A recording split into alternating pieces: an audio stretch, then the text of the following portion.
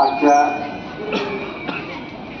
सत्कार मूर्तीसाठी इथं जमलेले सर्वपक्षीय कार्यकर्ते आणि गावातले आजी माजी पदाधिकारी आणि या कार्यक्रमाला माजी सैनिक हे सुद्धा उपस्थित आहेत. मी सर्वांचे आत्ताच नाव घेतल्याप्रमाणे सर्वांचं मी धन्यवाद मानतो. आणि सुरेश शिंदे सांगत होते की शिंदे परिवाराचे आमचे काका आहे, तो माझाही वर्गमित्र आहे. त्याची शाळेमध्ये त्याची रायटिंग खरोखर कोणाची अशी रायटिंग नव्हती वर्गामध्ये, कारण की 105 स्टॉप होता आमचा सगळा वर्ग होता मुलं मुली धरून. आणि ह्या देश सेवेमध्ये ज्यावेळेस त्याची 2000ला निवड झाली तर आमच्या काही वर्गमित्राला प्रश्न असा पडला की दर्जीची निवड कशी झाली. पण दर्जीला तो तिकडं मेहनत करायचा आणि त्या शरीर त्यानं ते कष्टाचं बनवलं.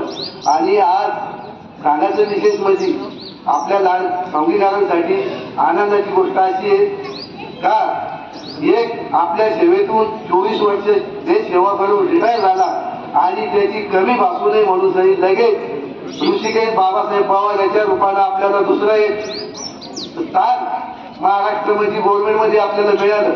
त्याचंही सुद्धा ज्या शिक्षकांनी त्याला घडवलं त्या शिक्षकांनी त्याचं इथपर्यंत आणलं, आई वडिलांनी त्यांनी ती साथ दिली, त्याबद्दल मी त्यांचेही आभार मानतो.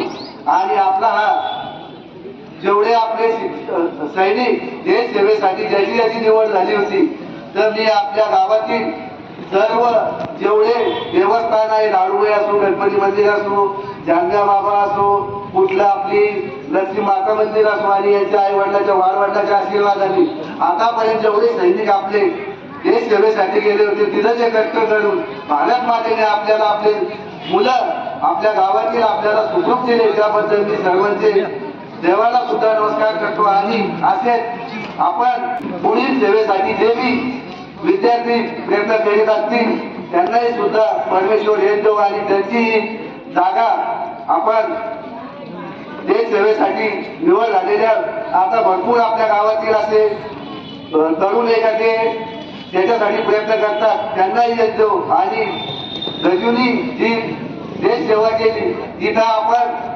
सत्कार करतो, शाळा टाकतो, हे आपल्याला एक सोपं वाटतं का आपण त्याचा सत्कार केला त्याच्या मनातून ज्या आतून ज्या भावना आपल्याला मिळतात का तिथं त्या कंडिशन मध्ये ज्यांनी तिथं जे देश सेवा केली त्या सेवेचं जर मूल्य जर पाहिलं तर आपण कुठल्याही तुलनेत त्याची तुलना करू शकत नाही.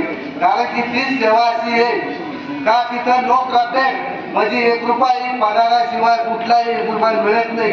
अशा याच्यातून त्याची घरची परिस्थिती त्याचे माणसं त्याला सोडून तिथे राहतात. खरोखर ती जाणीव. कारण की याच्या सगळ्या सिनियर मला वाटतं भासडत काका यांनी सुद्धा देश सेवा असे भरपूर जालिंदर फौजी सरदार मंडळावर आता या रुपाली अशोक लष्कर हा पोलीस मध्ये भरती झाला. देश सेवा करून आल्यानंतर असे भरपूर सैनिक आहेत.